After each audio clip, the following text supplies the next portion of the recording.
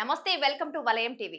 ఆంధ్రప్రదేశ్ హోంమంత్రి వంగలపూడి అనితను ఉద్దేశించి మేకప్ మంత్రి అంటూ చేసిన వివాదాస్పద వ్యాఖ్యల నేపథ్యంలో వైఎస్ఆర్ కాంగ్రెస్ పార్టీ నేత మాజీ మంత్రి గుడివాడ అమర్నాథ్ రాష్ట్ర మహిళా కమిషన్ విచారణకు హాజరయ్యారు.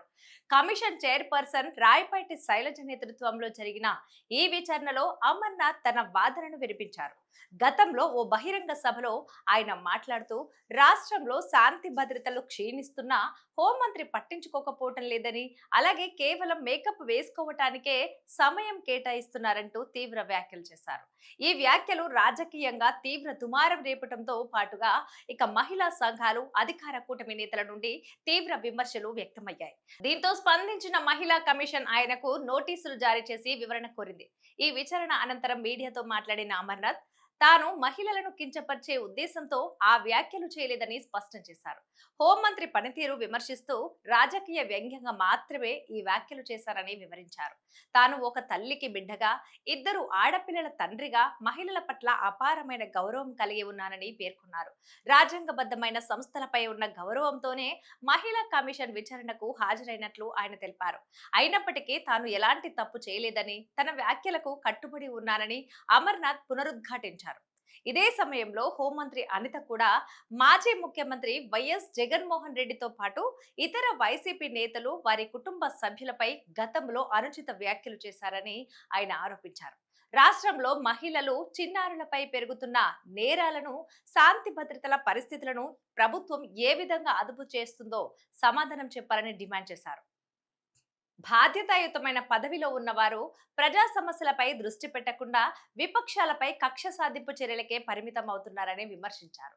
మరోవైపు గుడివాడ అమర్నాథ్ చేసిన వ్యాఖ్యలపై తెలుగుదేశం పార్టీ నేతలు, కూటమి నాయకులు అత్యంత తీవ్రంగా స్పందించారు. ఒక మహిళా మంత్రిని, దళిత నేతను పట్టుకొని అంత హీనంగా మాట్లాడటం అమర్నాథ్ సంస్కరణ హీనతకు నిదర్శనమని మండిపడ్డారు.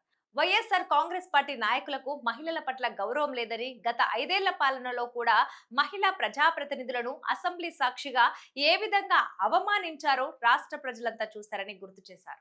హోంమంత్రిగా అనిత సమర్థవంతంగా పనిచేస్తున్నారని, ఆమెపై వ్యక్తిగత విమర్శలు చేయడం మానుకోవాలని హితవు పలికారు.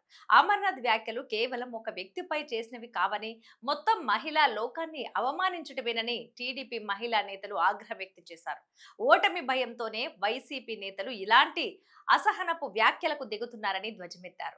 రాజకీయాల్లో విమర్శలు, ప్రతి విమర్శలు సహజమే అయినప్పటికీ శారీరక ఆకృతిని, వ్యక్తిగత విషయాలను లాగటము సమంజసం కాదని స్పష్టం చేశారు.